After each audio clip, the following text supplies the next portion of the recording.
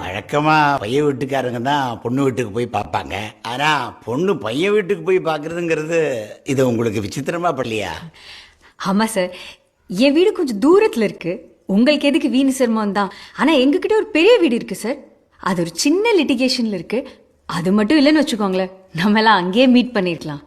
அப்படின்னா கல்யாணத்துக்கு அப்புறம் என் புள்ள உங்க வீட்டுல உங்களோட தான் இருப்பான்னு சொல்ல வரீங்களா? சேச்சே, அப்படியெல்லாம் இல்லை சார். அம்மா அப்பாவோட இருக்கிறது எவ்வளோ பெரிய பாக்கியம்னு எனக்கு தெரியும் சார்.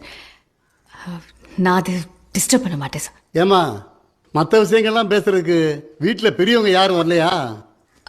இல்லை சார், இது நானே எனக்கு அரேஞ்ச் பண்ணிக்கிற மேரேஜ். அதனால எதுவாக இருந்தாலும் நீங்கள் என்கிட்டயே பேசிக்கலாம். அது எப்படிமா உங்ககிட்ட பேச முடியும்?